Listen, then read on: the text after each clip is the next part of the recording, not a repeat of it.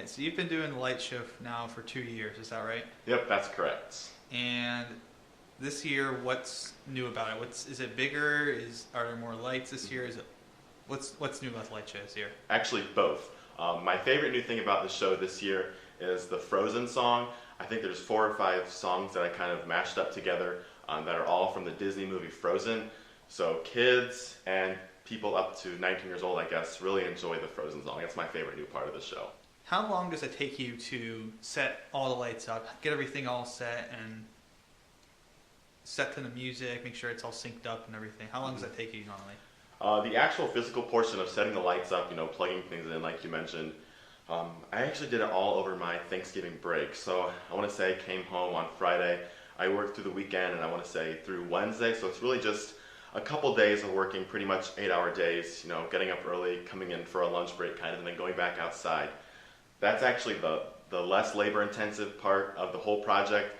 The biggest time commitment is actually programming all the songs. I have about 11 minutes of music, which takes, I'd say, around 40 to 60 hours to actually program each individual light when it turns on and off. So the biggest part is actually programming the lights, telling them when to turn off. And then the second biggest time commitment is actually throwing all the lights up outside and getting it to look nice. You go to school at Ohio State in Columbus, so how does that affect... Well, is this your first year at Ohio State? Yep. So this is the first year you've had to juggle both going to college in Columbus and setting up the light show. How's that changed things for you? It's definitely a little bit harder to find some time to actually sequence the lights. Like I mentioned, putting the software part of it together and getting the music matched up with everything. That takes a lot of time. So weekends are always, good downtime for me to kind of sit down at the computer for a couple of hours and get those kinds of things nailed out.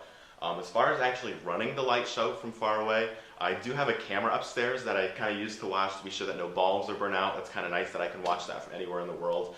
I can also, connect to the computer here and those kinds of things. It's good to sort of call my parents every now and then, be sure they think that everything's working okay, check the camera, check the computer. There's a couple different sources that I can use to be sure that everything's kind of running normally and, not half the show's running or something got backwards or things like that. So it's kind of nice that we can incorporate lots of technology into this, since that's kind of what I'm focused on. And are you already thinking ahead for the 2015 light show? Well, first off, are you going to be hopefully doing it in 2015? And if so, have you already got some ideas on how you might want to add some things or change things up a little bit? Yeah, I do. I definitely want to change up some of the decorations. Those have been the same over the past couple years. So obviously every year I add more lights. I like to rearrange a little bit, change some decorations, and I've actually already started picking out music for 2015, so I'm excited. My favorite part about the show is that there's the nativity scene that sits right in the middle and just stays on through the whole show. I kind of like the idea of the world flashing around and then the Holy Family is just kind of staying in the middle, and that kind of is the center and the focus of the show, because it is so subtle. It's kind of a subtle reminder that the reason for the season isn't the flashing lights, it's not the big presents, it's actually the Holy Family.